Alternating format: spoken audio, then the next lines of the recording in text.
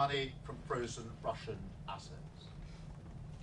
Last year, NATO allies pledged 40 billion euros of military aid for Ukraine.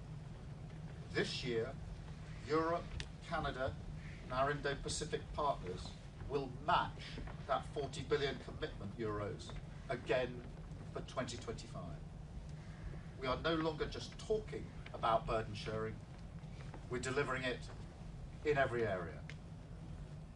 And now we must seize the opportunity this creates to use this investment as a job-creating machine to renew our country, making working people better off and strengthen our security at the same time. So today, as the latest in a series of new investments, I can announce that we will procure at least 12 F-35A fast jets, and we will make these UK aircraft available to bear nuclear weapons if necessary. Our continuous at-sea deterrent has long been declared to NATO alliance. And with this announcement, we're going further in response to growing nuclear threats. It marks the return of the RAF to nuclear deterrence for the first time in 3 decades, representing the biggest strengthening of our deterrence posture in a generation. And it will support no less than 20,000 jobs across the United Kingdom. Our commitment to NATO is unshakable, and so is our determination that greater security for our country must go hand in hand with better lives for working people. Thank you. And now I will take some questions from the media, and I think I'm starting with Beth. Thank you. Prime Minister, you say that you will not lose focus on Ukraine, but there's no condemnation of Russia's war on Ukraine in the joint communique, something that has been in previous statements when Biden was in the White House. Is that because President Trump didn't want NATO to condemn Putin, and are you disappointed by that? And on your welfare bill back home, it's shaping up to be a huge test of your authority. If you can't govern your party, how do you govern the country? Thank you. Well, on the question of Ukraine, the position in NATO has not changed, nor has my position changed. In fact, over the last couple of days, I would say in my discussions with leaders, there's been a real resolve that now is the time to push again to get Putin to the table for the unconditional ceasefire. President Zelensky has, for many weeks now, indicated his willingness to go to an unconditional ceasefire. Now is the time for Putin, who's been dragging his heels, to come to the table. And there's been a lot of discussions with other leaders about seizing that moment to push forward on that initiative. On the question of welfare reform, we're committed to reforming our welfare system. It doesn't work, it traps people, and it has to be reformed. And it also has to ensure that we've got a welfare system that is fit for the future. And that is why there will be a vote, and we will press ahead with the reforms. Thank you. Can I go to Chris Mason? Thank you, Prime Minister. Chris Mason, BBC News. The benefits bill is soaring and will be, even if you were to pass these measures that now appear to be in jeopardy. You turned on the winter fuel payment, and now you're talking about the prospect of tens of billions of pounds of extra funding for defence over the next decade, alongside that promise that you have to not put up taxes on those you describe as working people. Are those things in combination really credible? And if I may, opposition to your benefits changes is growing. Are you willing to compromise? Well, let me take the funding position head on, because we made a commitment in our manifesto to raise defence spending to 2.5% during the course of the Parliament. We then brought that forward to 2027, 2028. And as I did that, I announced where the spending would come from, and it comes from the Overseas Development Aid Fund, not from tax rises. And the same challenge was put to me then that we would have to tax rise, and we didn't. We made the difficult but right decision in relation to that funding. We have a commitment in our manifesto not to raise taxes on working people, and we will keep to that commitment. But it is right that I reiterate that the first duty of the Prime Minister is to keep the country safe, and that is a duty I take extremely seriously. These are volatile times, and I'm really pleased here at NATO that has been the mood of the summit, and this has been a strengthening of NATO, not just numerically with new members coming this time for their second summit, but a stronger NATO, and a real sense of resolve and purpose coming out of today with the commitment in relation to the 5%. In relation to the welfare reforms, we have got to make the reforms to our system. It isn't working as it is. It doesn't work as it stands for people who desperately need help to get into work, or for people who need protection. It is broken. We were elected in to change that which is broken, and that's what we will do, and that's why we will press ahead with reforms. Thank you. That's why we're going to press ahead with the reforms. Catherine from GB News. Catherine. Thank you, Catherine Forster, GB News. Prime Minister, you're making massive pledges on defence going forward into the mid-2030s. But looking at the polls and looking at the number of Labour MPs rebelling at the moment, how confident are you of being around into the next Parliament to implement these plans and also leading Labour into the next election? Thank you. Very confident. We were elected in absolutely clearly saying we needed 10 years of a national renewal. A decade of national renewal was what we were elected into with a huge majority. It is really important that I lead from the front and take the long-term decisions about the future of our country. And that is why we've made these defence commitments. We are living in a more volatile world. I think everybody in the country accepts that. We have to rise to that challenge. And it is right that we set it out over a number of years so we get the trajectory right and the balance right. And that's what we're doing. That's what I'm committed to doing. And that's what I'm committed to seeing through, because that is the fundamental duty of the Prime Minister. I should add that hand in hand with the increased spending on defence goes the investment in jobs in our country. Good, well-paid, secure jobs in defence, measured in the many, many thousands across the country. And when you take into account the supply chains, the small businesses that are going to be involved, then every part of the country will benefit economically from the investment that we are making. And of course, as you would expect, I've had numerous discussions with other leaders here about joint work on procurement, manufacturing and building of capability. And we have a reputation that goes before us as a partner that other countries want to work with, and that will bring even more money into our economy. So I'm very pleased that we are seen in that way by our colleagues and seen to be leading with other countries wanting to work with us. Thank you very much, Catherine. I've got Andy. Thank you very much. Andy Bell, 5 News. Prime Minister, in the last few days, President Trump has launched a unilateral attack on Iran, barely giving you any notice. On his way here to this summit, he wasn't able to give a straight answer about whether he believed in the principle of mutual defence within the alliance.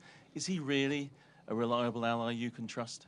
Yes, we work very closely with the United States. We have done for many years.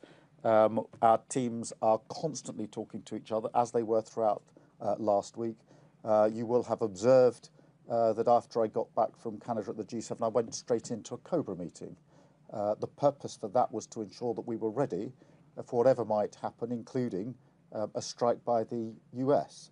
That was of significant importance to me because, of course, in many bases across the Middle East, we are co-located with the US, and therefore we were already taking contingency measures last Tuesday because I wanted a high level of assuredness and to be assured personally that we had in place all the necessary measures to deal with whatever the contingency may be. And we were talking to and given notice by the US of their intentions all during the course of last week, and we talked to them all of the time. That is the nature of the relationship between us.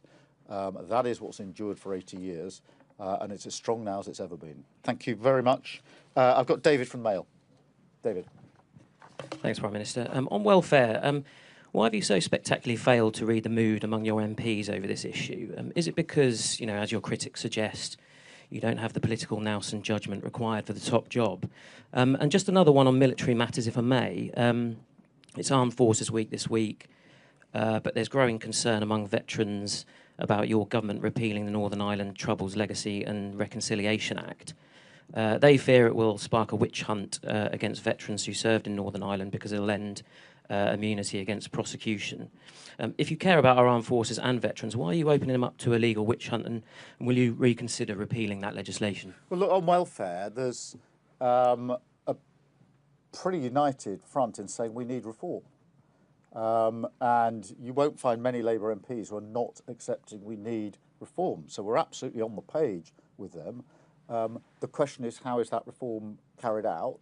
And that is why we put forward the provisions in the bill in relation to how we modernise and make fairer and efficient and sustainable our welfare system. And that is what we were elected in to do. We were elected in to change and to deal with and mend that which was broken. That was the mandate that everybody stood on at the last election.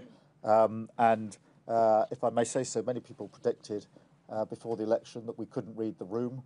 We hadn't got the politics right, and we wouldn't win an election after 2019 because we lost so badly. That was the constant charge at me at press conferences like this, and we got a landslide victory. So I'm comfortable with reading the room and delivering the change the country needs. We've got a strong Labour government with a huge majority to deliver on our manifesto commitments, and that's the work that we did over many years to win the election. Now we start the work over many years to change the country. Having changed the party, we now change the country. And is it tough going? Are there plenty of people and noises off? Yes, of course. There always are, there always have been, there always will be. But the important thing is to focus on the change that we want to bring about. In relation to Northern Ireland, obviously, this is an issue which has been a serious issue for many years. As you know, I worked in Northern Ireland for 5 years, so I know firsthand just how significant and important these issues are. We are in talks and discussions about how we resolve this issue. It's not straightforward, but I hope we can come to a satisfactory outcome. Thank you, David. Alex from Bloomberg.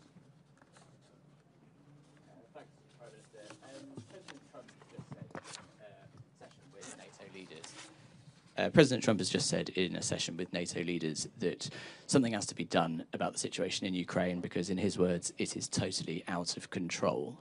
Does that give you a bit of optimism, a bit of confidence that he does now want to make some progress on Ukraine? Do you think he is going to get tough on Russia, and when? I think it's fair to say the mood of pretty well all participants in the session in NATO that we've just had in the summit was, on the one hand, of sort of positivity and resolve and purpose in relation to the commitment we've made and the strength and unity of NATO, but at the same time recognising that we need to now push harder on Ukraine, and I think that reflects the mood in the room, and that it's time for Putin to come to the table. And so that's been the subject not only of the discussions in the summit, but actually of many of the discussions over dinner last night and in the margins, as you would expect. And certainly my position is, and has been for some considerable time now, that Putin must stop dragging his heels and get to the table, and all of our discussions have been urging that outcome. Thank you very much. And Lizzie, the Mirror. Thank you. Prime Minister, the National Security Strategy yesterday said that the British public need to actively prepare for war on home soil. Should ordinary people be thinking seriously about Cold War-style preparations? And on welfare, your spokesman in London has been making the case that it is moral for MPs to vote against the welfare reforms. Are the 120 Labour MPs who are backing the amendment immoral? Well, let me deal with the homeland threat, because it is a mistake to think that the only threat we face is external and far off. We do face threats at home all of the time. On a daily basis, there are cyber attacks that have to be dealt with and are being dealt with. They are ever more sophisticated, and we need to have the capability to deal with them. Equally, in relation to energy, that has been weaponised quite obviously in the last few years. You can see that in what's happened in Ukraine, and also on the question of counter-terrorism and state-backed actions in our country that are a very big threat, with very many attempts to penetrate our systems having been dealt with by our security and intelligence services. But the fact that they are very good at their job shouldn't detract from the fact that that is a real threat to our country, which we have to take seriously. And that is why it's in our strategic defence review, is why I've always felt it should be part of what we consider to be the defence of our country. A cyber attack is an attack on our country by our adversaries quite openly. And Russia and Iran are carrying out those attacks on a regular basis. And we have to be prepared for them. In relation to welfare, the argument I would make is that it is a Labour government that should reform welfare. If the welfare system isn't working for those that need it, and it's not, it's a Labour government that should make it work for the future. And just as it was a Labour government that created the welfare system in the future, it falls to this Labour government to make sure we've got a welfare system that's sustainable for the future to come. So much like we did on health, we created the health service, and now we have to ensure that it's fit for the future. Same with welfare. That is a progressive argument, that is a Labour argument, and it's the right argument to make. Thank you very much indeed. Thank you.